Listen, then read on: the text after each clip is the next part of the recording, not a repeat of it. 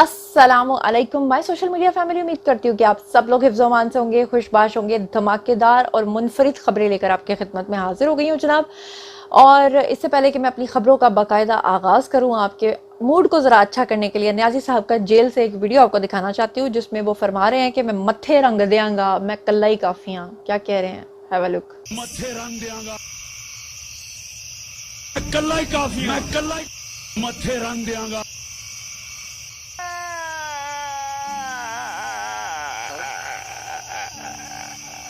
जी, तो आपने देखा नाज़िर साहब कह रहे हैं मत्थे रंग दियांगा, ओए मैं कल्ला ही काफियाँ। चलो जनाब, अब शुरू करते हैं पहले पॉइंट से। तो सबसे पहले मरियम नवाज साहिबा का एक बयान आया है। आपको पता होगा पिछले काफ़ी अरसे में ख़ास तौर पे यूथिया जो हैं वो अक्सर आपने देखा होगा कि मरियम नवाज अपने हाथ में स्टील का एक बड़ा सा गिलास जो है ना, ग्लास टाइप की एक शेप होती थी, उसको लेकर फिरती रहती थी। तो कहा जाता था कि उन्होंने उस ग्लास के ऊपर कोई जादू टूना किया। वो कहते हैं जैसा इंसान खुद होता है वैसा ही दूसरों को समझता है। तो बुशरा बीबी क्योंकि करती रही हैं, तो इसलिए उनको लगता था कि शायद मरियम नवाज भी ये सब कुछ करवाती हैं और मरियम नवाज भी चीज़ें लेती हैं, भाई वो भी कोई आगे से जवाब नहीं देती थी। फाइनली इतने सालों के बाद उन्होंने जवाब दिया है, क्योंकि उन्होंने अपना वो जो स्टील का ग्लास है वो चेंज कर लिया है। और उन्होंने बताया कि वो स्टील का ग्लास नहीं था, बेसिकली वो उनका कॉफ़ी मग था। और अब उन्होंने जो अपना कॉफ़ी मग चेंज कर लिया है उसका उन्होंने वीडियो जारी किया। क्या कह रही हैं ज़रा सुन लीजिए। मेरा जो कॉफ़ी मग था उसके ऊपर बहुत डिस्कशंस हुई, तबसरे हुए, टीवी प्रोग्राम्स भी हुए। तो अब ये जो मग मैं यूज़ कर रही हूँ इसमें कॉफ़ी और भी अच्छा टेस्ट करती है। इस पर लिखा है मियाँ दे नारे बजनगे, और यहाँ पे मियाँ साहब की बहुत खूबसूरत एक तस्वीर है। इसमें कॉफ़ी गर्म भी रहती है और बहुत अच्छा टेस्ट करती है। तो ये आप लोग सब PMLN सब ये वाले मग को यूज करिए। I promise you the coffee will taste better. अच्छा जनाब, जैसे कि आपको पिछले वाले व्लॉग में मैंने बताया कि जैसे जैसे 14 अगस्त करीब आ रही है, वैसे वैसे यूथियों का बढ़ता हुआ प्रोपेगेंडा, जिसमें उन्होंने कहा पासपोर्ट्स फाड़ो, अपने बिल्स को जला दो।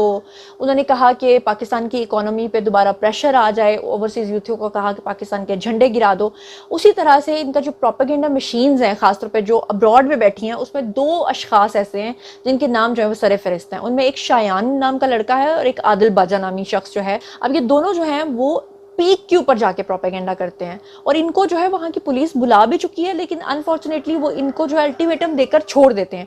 अब की बार ये जो शायान अली है, इसने जो गंदा प्रोपेगेंडा किया वो जज दिलावर मलिक के खिलाफ किया। जैसे कि आपको पता है कि जो जज दिलावर मलिक हैं, उन्होंने जैसे न्याजी साहब को जो सुनाई सजा, तो 2 महीने से उनका प्रोसेस चल रहा था।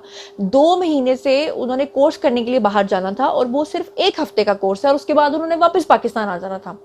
ये जो शायान नामी शख्स है, पहले तो यूथियों ने ये बताना शुरू कर दिया, उनकी लोकेशन जो है वो रिवील की और बताया कि जज दिलावर मलिक जो हैं वो यूनिवर्सिटी ऑफ हिल जो लंदन के अंदर है उधर पहुंच चुके हैं, वो अपना कोर्स करने के लिए गए हैं। फिर इन्होंने जनाब जी क्या किया कि इन्होंने एक वीडियो दिखाया, जो कि अभी आपको साथ साथ चलते हुए नजर आ रहा होगा, जिसमें एक गाड़ी जो है वो तेजी के साथ चलती है और एक खातून जो है वो पीछे भागती है और वो गालियां देती है। तो मैं आपको बताऊं कि ये भी सबसे बड़ा प्रोपेगेंडा था, क्योंकि बताया जा रहा है कि मुबैना तौर पर ये वीडियो जो है ये फेक वीडियो है। फेक से मुराद ये कि ये 2 साल पुराना वीडियो है, और ये किसी और जज का वीडियो है जिसको जज दिलावर मलिक के साथ जोड़कर इनका जो सोशल मीडिया विंग है, भाई कमाल है। इतना प्रोपेगेंडा करते हैं कि बंदा एक की बात को क्लियर करता है तो दूसरी बात आ जाती है, दूसरा प्रोपेगेंडा क्लियर करता है तो तीसरी बात आ जाती है। जनाब इन्होंने ये बदतरीन प्रोपेगेंडा जो है वो जज दिलावर मलिक के खिलाफ किया। फिर उसके बाद ये जो शायान नाम का शख्स है, ये क्या करता है कि ये यूनिवर्सिटी ऑफ हिल जो है लंदन में, वहाँ पे पहुंच जाता है, और वहाँ जाकर ये 2 खवातीन के साथ वहाँ पर जो है प्रोपेगेंडा करना शुरू कर देता है, एहतजाज करना शुरू कर देता है। उसके बाद जो यूनिवर्सिटी की इंतजामिया है वो बाहर आती है, और वो आकर इसके कैमरा के ऊपर हमला भी करते हैं, वो इसको धक्का भी मारते हैं और इसको कहते हैं यहाँ से दफा भी हो जाओ। लेकिन उसके बावजूद ये ढीठ ऐसा शख्स है कि ये जाकर यूथियों को दोबारा बेवकूफ़ बनाने के लिए एक वीडियो जारी करता है, और उस वीडियो में ये क्लेम करता है कि जो जज दिलावर मलिक हैं, मेरे एहतजाज की वजह से उनको यूनिवर्सिटी ने निकाल दिया है। मजे की बात सुने कि अगर एक यूनिवर्सिटी है और दूसरे कंट्री का कोई शख्स है और वो उनको फीस पे करके 1 हफ्ते के लिए वहां पर आता है, तो यूनिवर्सिटी उसको कैसे निकाल सकती है? क्योंकि जो कोर्स होता है वो तो शॉर्ट टर्म होता है, तो यूनिवर्सिटी कैसे उसको टर्मिनेट कर सकती है? ये भी उसने झूठ बोला।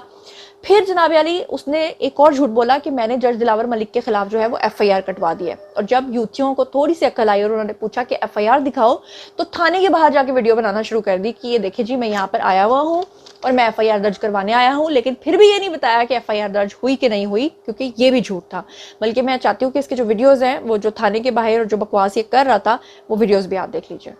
मैंने दिलावर को देखा और ये सब पब्लिक स्पेस है और मैं दिलावर को अप्रोच करना चाह रहा था ताकि मैं उनसे पूछूं कि कैसे आप रूल ऑफ लॉ की वर्कशॉप पे आ रही है और आपने पाकिस्तान में रूल ऑफ लॉ तबाह कर दिया है। और जो यहाँ यूनिवर्सिटी स्टाफ है उन्होंने पता नहीं किसके ऑर्डर्स पे, लेकिन उन्होंने मेरे और मेरी टीम पे अटैक किया। पुलिस में रिपोर्ट करा दिया हमने दिलावर और यूनिवर्सिटी प्रोफेसर के खिलाफ। इसे किसी का भी राइट नहीं बनता है किसी को सॉर्ट करने का, स्पेशली जब वो करप्शन के खिलाफ, ग्रीड के खिलाफ और ह्यूमन राइट्स वायलेशंस के खिलाफ खड़ा हो रहा है।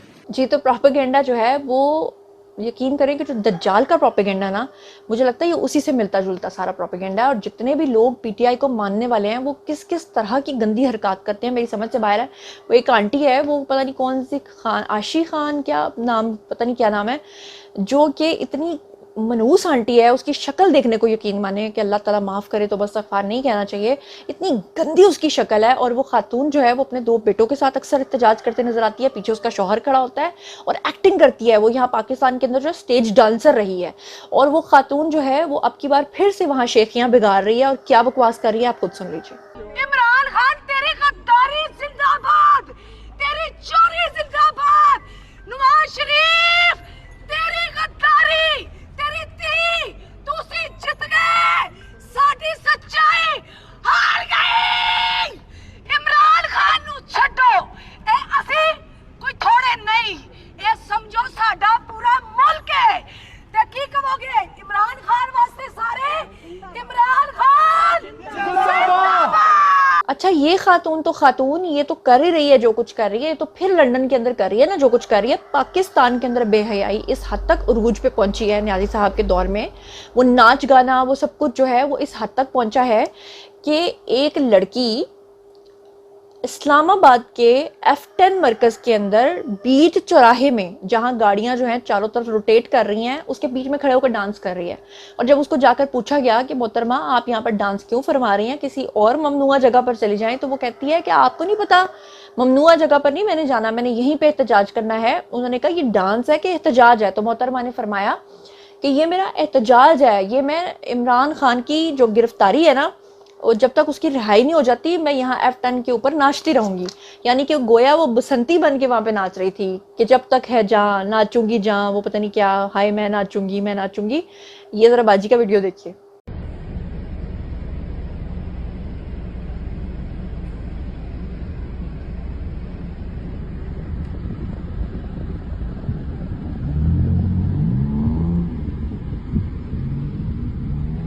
बस जी, हम क्या कर सकते हैं। आपको पिछले व्लॉग में भी मैंने बताया कि बुशरा बीबी जो है वो न्याजी साहब के पास जो है वो कुछ इस तरह के पैगामात भेज रही हैं कि पार्टी जो है वो मुझे हैंड ओवर कर दो और शाह महमूद कुरैशी के ऊपर ट्रस्ट ना करो। बल्कि अब तक की इतलात के मुताबिक जो है वो वहाँ पर एक पुलिस अहलकार पकड़ा भी गया है। 150 टोटल वहाँ पे पुलिस अहलकार हैं, जिनमें से एक न्याजी साहब के साथ जो है वो कोड वर्डिंग में बातें करता हुआ गिरफ्तार भी हो चुका है, उसके खिलाफ तफ्तीश का आगाज़ भी हो चुका है। और बताया ये जा रहा है कि बुशरा बीबी ने ये पैगाम भिजवाया है। और साथ ही जो है वो एक जर्नलिस्ट का बयान आपको सुनवाना चाहती हूँ, जिसमें उन्होंने कहा कि न्याजी साहब की उम्र जो है वो 72 साल हो चुकी है। इन 72 सालों में उस शख्स ने कभी अपनी एक्स वाइफ की बात नहीं मानी, अपने बेटों की बात नहीं मानी, अपनी एक्स गर्लफ्रेंड्स की बात नहीं मानी, कभी अपनी माँ की बात नहीं मानी, अपने बाप की बात नहीं मानी। लेकिन अगर कभी किसी की बात मानी है, अगर किसी के आगे वो सरनिगूं हुआ है, तो वो है बुशरा बीबी। जरा सुनिए क्या कह रहे हैं वो। ना अपनी बाप की सुनता था, ना अपनी माँ की सुनता था, ना अपनी बहनों की सुनता। वो सिर्फ एक शख्सियत जिसके सामने सरनगू हुआ इमरान खान, एक ही शख्सियत है पूरी लाइफ में।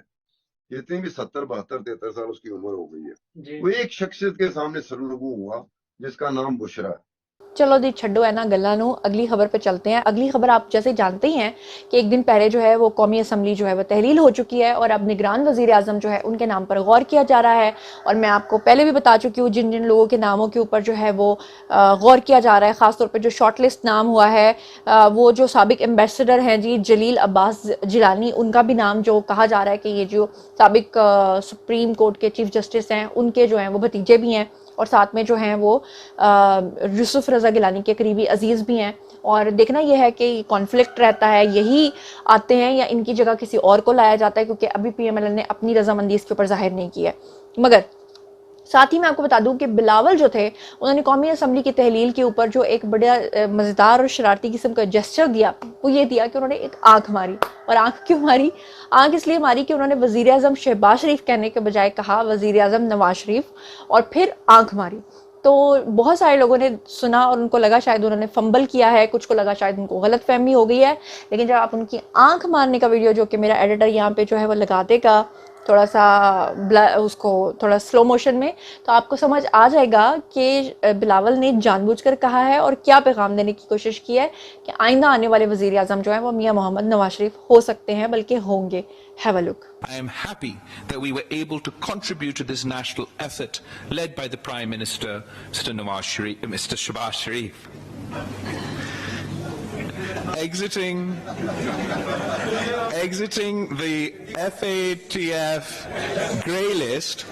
अब आपको एक बड़ी ही ज़बरदस्त किस्म की खबर देने जा रही हूँ। वो ये है कि पीटीआई के बारे में मुझे समझ से बाहर है कि कौन लोग हैं जो उनको सपोर्ट करते हैं। जब से पाकिस्तान मार्ज़े वजूद में आया है, जब से आज तक पाकिस्तान की 70-75 साल तारीख में जितना कर्जा पाकिस्तान ने लिया है, सिर्फ 3.5 साल की जो मुद्दत है जिसमें न्याजी साहब का दौरे हुकूमत रहा, उसमें उन्होंने उससे ज़्यादा कर्जा ले लिया। यानी कि जितना आप जो बाकी सियासतदानों को चोर कहते हो, उचक्का कहते हो, करप्ट कहते हो, उन्होंने, उन करप्ट लोगों ने भी 75 साल में जितना कर्ज नहीं लिया उतना कर्ज न्याजी साहब ने लिया। मुझे पता है बहुत सारे यूथियों को अब तकलीफ हो रही होगी और वो कह रहे होंगे कि झूठ है, तो इसका भी मैंने वीडियो एविडेंस रखा हुआ है। वसीम बदामी के प्रोग्राम में खुद हमाद अजहर ने और जितने भी उनके लोग बैठे हुए थे उन्होंने कन्फेस किया है।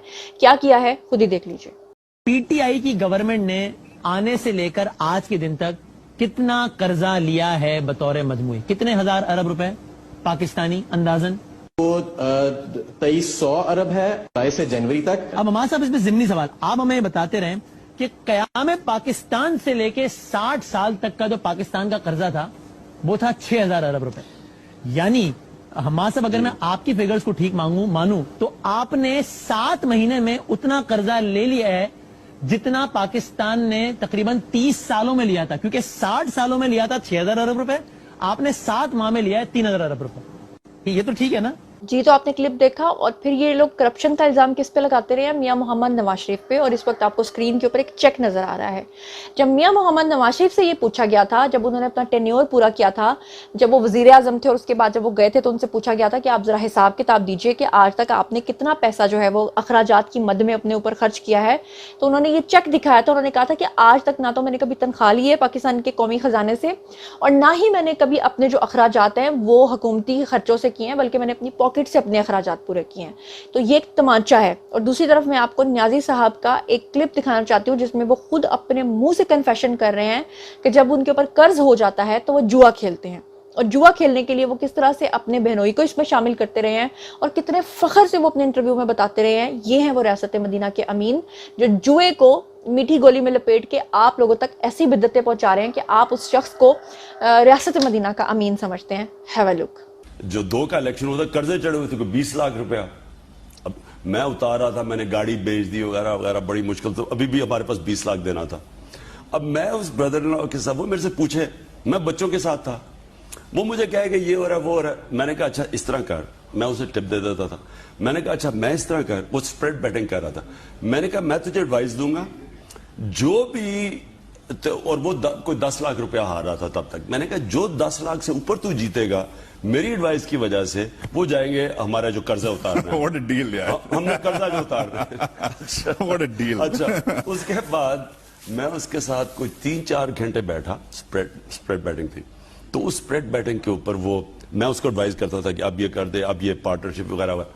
हमने कोई 3-4 घंटे में 20 लाख, उसका 10 लाख भी दे दिया, 20 लाख भी बना लिया। तो आपने ये क्लिप देखा। तो अब आप मुझे बताइए कि अगर एक शख्स जानी हो, एक शख्स शराबी हो, एक शख्स जो है वो अगर जुआरी हो, जो जुआ खेलता हो, तो फिर भी आप उसे कैसे रियासत मदीना का अमीन बना सकते हैं? बना सकते हैं, मुझे पता है बना सकते हैं। वो इस तरह से बना सकते हैं क्योंकि ये रियासत मदीना दूसरी बनाना चाहते हैं जिसमें यहूदी आबादकारी बहुत ज्यादा हो। समझ आइए, क्योंकि रियासत मदीना के अंदर यहूदी बहुत ज़्यादा आबाद थे। ये बेसिकली वो वाली रियासत बनाना चाहते हैं जिसे मुसलमान गलत समझ रहे हैं।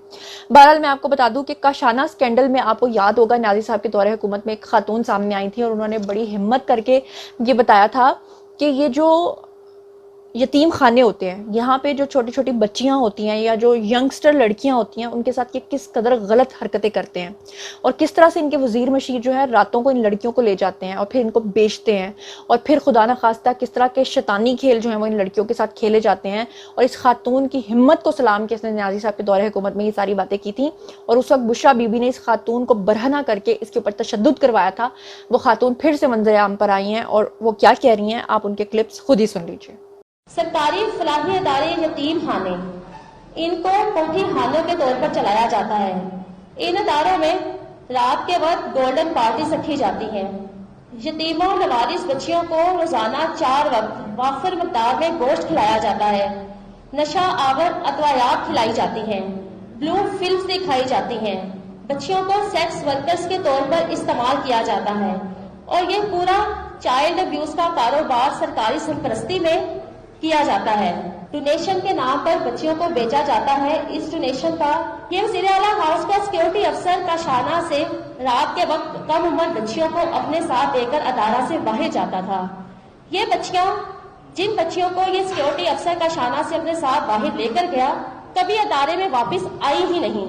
ये बच्चियां, ये कम उम्र ये 3 बच्चियां, जिनमें 10 साल की बच्चियां थी, 12 साल की, 13 साल की, इनको जमान पार्क में लेकर जाया जाता था।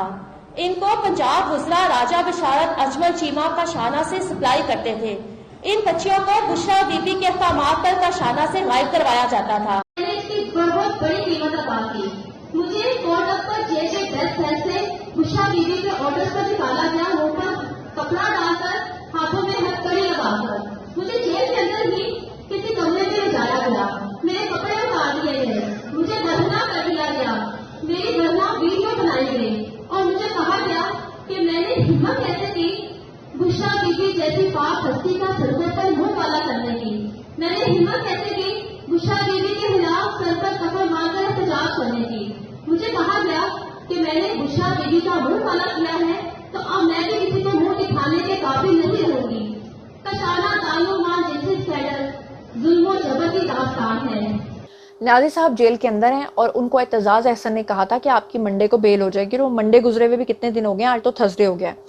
तो ऐसे में राना सनाउल्लाह का इंटरव्यू किया एक इंटरव्यूअर ने और उनसे जो है वो 2 बातें पूछी गई और उसमें उन्होंने एक बड़ी ख़तरनाक बात की। एक तो उन्होंने इस पर बात की कि न्याजी साहब जो कहते हैं कि जेल के अंदर कीड़े आते हैं, ये होता है वो होता है, तो उसका हाल उन्होंने बताया, वो भी आप सुन लें। और दूसरा उन्होंने बताया कि न्याजी साहब जो हैं अगर वो जेल से बाहर आ भी जाते हैं, उनकी ज़मानत हो भी जाती है, तो मज़ीद 3 केसेस के वजह से वो अंदर जा सकते हैं, जिसमें एक तोशाखाना केस है, एक उनका अल-कादरी यूनिवर्सिटी का केस है और एक उनका जो है वो फॉरेन फंडिंग का केस भी है। तो क्या कह रहे हैं Rana Sanaullah, have a look. तो खान साहब ये फरमा रहे हैं कि जी वहाँ पे मक्खियाँ भी हैं, तो वहाँ पे वो खुला वाशरूम है और कीड़े भी हैं। तो ये खान साहब को मैं गुजारिश करूंगा कि खान साहब ये जेलों में ये सारा कुछ होता है, वहाँ पे कीड़े भी होते हैं, वहाँ पे मक्खियाँ भी होती हैं, वहाँ पे वॉशरूम भी खुला ही होता है। अच्छा, तो ऐसी ही जेलों में हम भी रहे हैं। तो अगर वो वहाँ पे कोई कीड़े कूड़े फिर रहे हों वहाँ पे फर्श पे, तो उसमें जरा है वो कानों में कॉटन ले लिया करें। अच्छा, क्योंकि ये अगर कान में घुस जाए ना तो ये फिर बड़ा परेशान करते हैं। ये कान में तो ये कॉटन, मतलब वो कॉटन डालने से कान में नहीं घुसेंगे सिर्फ आप, ये तो वो तो नाक में भी डालने पड़ेंगे सर। हाँ जी, नाक में भी जो है वो डाल ले अगर वो मुनासिब समझें। लेकिन मेरा तो कानों में जो है वो कॉटन रखने से गुजारा हो जाता था। अच्छा, तो वो कह रहे हैं सर मेरा शावर भी काम नहीं कर रहा। जी तो जनाब आपने देखा, और न्याजी साहब जो हैं उन्होंने अपने नईम पंजोथा जो वकील हैं उनको कहा है कि किसी भी तरीके से मुझे जेल से बाहर निकालो, मैं मजीद यहाँ पे एक दिन भी नहीं रहना चाहता। और बाहर आके नईम पंजोथा जो हैं वो मीडिया के साथ झूठ बोलते हैं और वो कहते हैं कि जनाब न्याजी साहब की जो है ना वो तो अंदर तहज्जुद पढ़ रहे हैं, उनका तो बड़ा बुराल हाई है और ये सब झूठ है। और आपको याद होगा कि नवाज शरीफ के दौर में, न्याजी साहब के दौरे हुकूमत में जब इन्होंने नवाज शरीफ के ऊपर केस बनाया था तो 18 महीने तक नवाज शरीफ अंदर जेल में बंद रहे थे और 18 महीने के बाद न्याजी साहब ने उनको बाहर जाने की इस शर्त पे कहा था कि 5 करोड़ का बॉन्ड जमा कराओ, आपको याद है। और नवाज शरीफ ने 5 करोड़ रुपए का बॉन्ड नहीं दिया था, बल्कि उन्होंने 5 करोड़ के साथ ना 5 के साथ सिफर लगा के 50 रुपए वाला जो है ना स्टैम्प पेपर जमा करा के वो बाहर चले गए थे, क्योंकि उन्होंने कहा था हम न्याजी से बात नहीं करेंगे, हम स्टैब्लिशमेंट से बात करेंगे, और फिर वो बाहर चले गए थे। लेकिन फिर भी वो 18 माह जेल के अंदर गुजार के गए। कम अज कम मेरा ख्याल है 18 दिन तो न्याजी साहब अंदर गुजारे। बहरहाल ये थी जी आज की खबरें। आई होप कि आपको पसंद आई होंगी। ये जितना भी प्रोपेगेंडा है, ये जो मैंने आपके सामने रखा है जज दिलावर मलिक से लेकर शायान तक और साइफर से लेकर पिछले व्लॉग तक मैंने जितनी खबरें आपको दी, उसके बारे में आप क्या सोचते हैं? काशाना स्कैंडल में जो खातून ने इतनी हिम्मत की और अब वो फिर से बाहर आई हैं, उसके बारे में आपका क्या ख्याल है? और मरियम नवाज के कॉफ़ी मग से लेके बुशरा बीबी के जमात को हैंड ओवर करने तक और जितनी भी खबरें मैंने आपके साथ शेयर की हैं, और F10 मरकज़ में खातून का अनोखा एहतजाज नाच के, उसके बारे में आपका क्या ख्याल है? और मुझे बताइएगा कि राना सनाउल्लाह जो कह रहे हैं कि न्याजी साहब मजीद भी आइंदा भी जेल जा सकते हैं, उसके बारे में आपका क्या ख्याल है? इन तमाम खबरों के बारे में आप जो कुछ भी सोचते समझते हैं आइए कमेंट सेक्शन में शेयर कीजिए, पर्सनली जवाब दूंगी। मजीद खबरें, व्लॉग्स, इंटरव्यूज़ के लिए मेरे साथ कनेक्टेड रहना हरगिज़ मत भूलिएगा। चैनल को सब्सक्राइब कर लीजिएगा। अपना बहुत ख्याल रखिएगा। अल्लाह निगहबान।